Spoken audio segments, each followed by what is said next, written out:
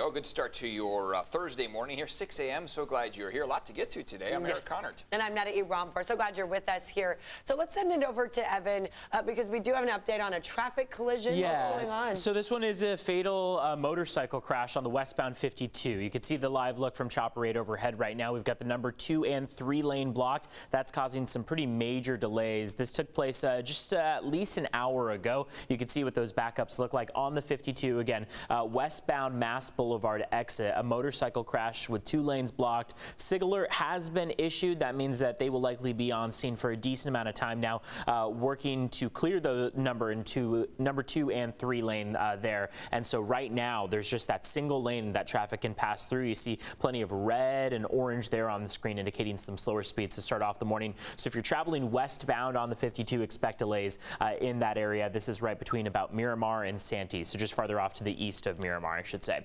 Taking a look at the forecast for the day, we do want to let you know about some cloud cover that we start off the morning with. Deep marine layer intact as we kick off the day. So temperatures in turn are a little bit warmer overnight. We've stuck with mainly those 50s. We're going to make it to the low 60s by the afternoon. A little bit of potential for some showers over the mountaintops, but that's really all we see there. Clouds are going to start to break apart by the afternoon and give us a little bit of sunshine. I'll send things back to you guys for now.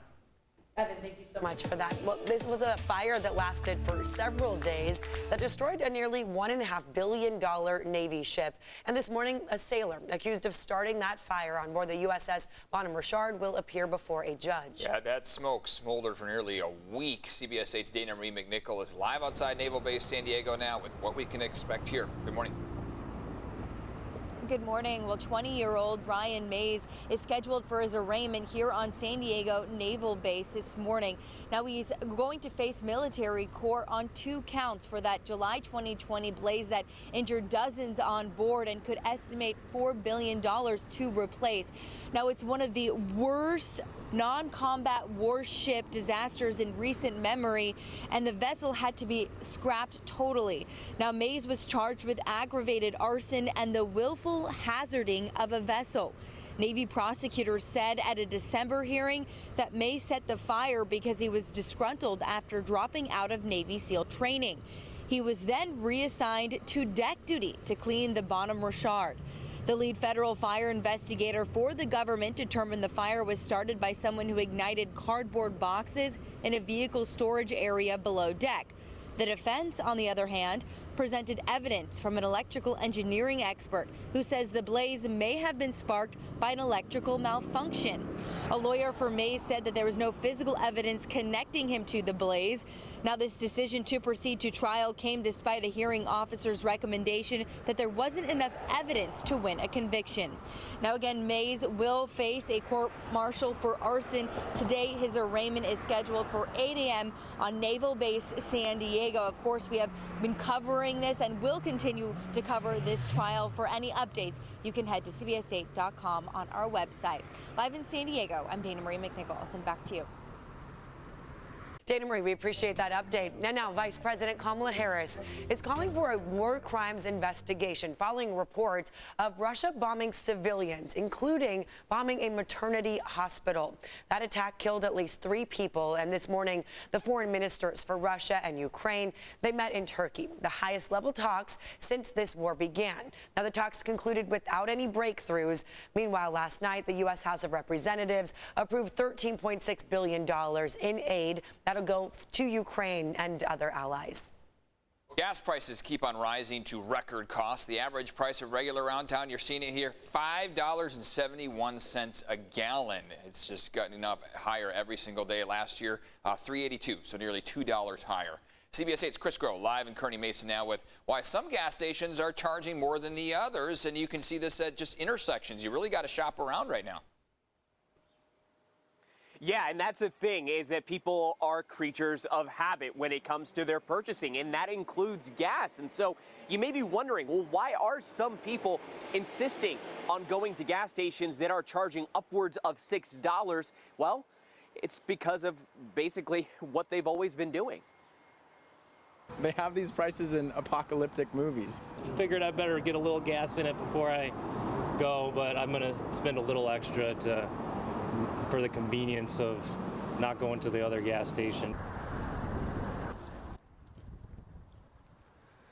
And so here's a little bit about the average price of gas right now in San Diego County. It's gone up 10.9 cents to today, standing at $5.71. That's the 21st record in 23 days. But again, as we pointed out, some stations charge a different amount compared to others. Now, you may be wondering, why exactly is that the case? Well, as for instance, a gas station in Birdland that charges $6.60, every single station you have to think of as its own market. They essentially have their own expenses, they have their own needs, and they also don't have any type of law or anything that kind of dictates how much they can actually charge for gas, no regulations. And then you throw in the fact that, again, customers can be creatures of habit, and all of that goes into essentially allowing for gas stations to charge, like in some cases, $6.60, nearly a whole dollar more than the average cost of gas. Now, we also spoke with Professor Alan Jin from the University of San Diego about this, and this is what he had to say. Again, this is an economist talking about why we have to now think about each individual gas station as its own. Each station is unique in terms of its cost structure, how much it has to pay for gas, maybe the cost of property, if it rents out a location, and then the demand in particular neighborhoods. So what can you take away from this? Well, essentially, as Eric just pointed out, start shopping around for your gas. Just because, for instance, you might go to that EBK fuel because it's just the closest to your house, that may not cut it anymore when it comes to the budget. And as the trends that we are seeing right now, it does appear that gas will consistently go up. And so it really now becomes more about changing your habits, because at the end of the day, it's not very likely that you're going to see gas stations just take their prices down for, from instance, $6.60. Eric and Netta? All right, Chris Groh, thank you so much for that. Now, this is something that may be frustrating to some people, too. Major League Baseball, they've done it again. They've canceled another week of games because the owners and the players cannot agree to a deal. This word is stressing us out here. Yeah. Well, it's not a matter of finances anymore either. One big sticking point here is owners wanting an international draft, which the players' union does not want. So, opening day has been postponed to the start of April 14th at the earliest now. The Padres are scheduled to play the World Series champs, the Atlanta Braves, that evening at Petco Park. So let's hope they can get this figured out, because that would be a good start. That'd be a fun opening day. Well, businesses in the gas lamp, they are worried about lost revenue because of the lockout. In fact, one restaurant manager says 80% of their annual profits come from fans attending these games. Padre season is really our biggest time of the year. We're busy every time that there's a Padre game, and every game that gets canceled is not only bad for us specifically, but it's bad for the area in general. So many restaurants say they'll be ramping up promotions to try and keep up business. So go to Bub's anyway. There you go. You don't have to wait for baseball to support them. Well, the Aztecs getting ready for their first game in the Mountain West tournament, and they're in Las Vegas. This is exciting. They're facing Fresno State in the quarterfinals. The Aztecs have won both meetings so far this season, including a double overtime victory on senior night. The Bulldogs had to work overtime yesterday to get to this point, so tip-off is tonight at 8:30 p.m. Now, if the Aztecs win this one, they face the winner of the Colorado State-Utah State game in the semifinals tomorrow night. Some serious stuff going on there. Yeah, some good teams, but the Aztecs are doing great this season, so it'll be fun to see.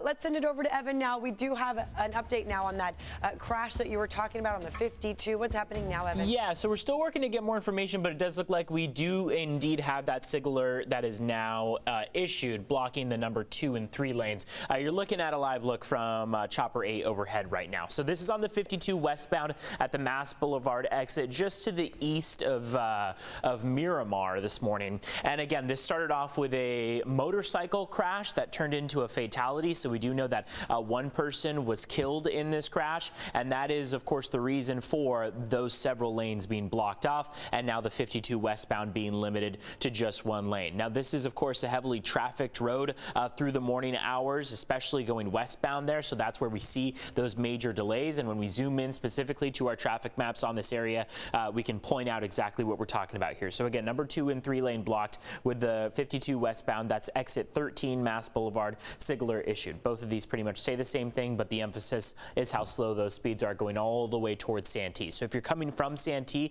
headed westbound, that's where you're going to run into the most difficulty. You might want to plan an alternate route, take surface streets if possible, because you are in for a longer commute, a much longer commute, with those 3 lanes now being limited to just 1. We want to switch gears and talk about the forecast and how we're starting off the morning. Today we have pretty significant cloud cover in comparison to the last several mornings. We had clear skies. We woke up to that beautiful view of the sunrise. Today we're going to have an intact marine layer. That means cloud cover will be significant through the morning. By the time we get to the afternoon, we should see those clouds break apart quite a bit. Couple showers embedded in this system, so that means that over the course of the next several hours, we might have a little bit of a drizzle. Afternoon hours present a pretty decent opportunity for some thunderstorms over the mountaintops, and that's going to be associated with that low pressure system that's just up to the north of us around the southern Las Vegas area, continuing to travel farther south. And again, that could provide that convective activity, we would call it, the potential for some thunderstorms toward your mountaintops exclusively, pretty much. We don't see that potential existing across your inland valleys or your coastline. So next 12 hours, cloud cover remains all the way through about noon. Past noon, those clouds start to break apart. Temperatures will be cooler than average and cooler than what we've been used to for this week, mainly in the 60s. Here's a live look outside. You can see the trees have been blowing in the wind just a bit. We got temperatures in the mid and upper 50s overnight as opposed to the 40s and 30s, because those clouds help act like a blanket, keep in some of the warmth from the day before. We don't really see that clearing and cooling trend instead.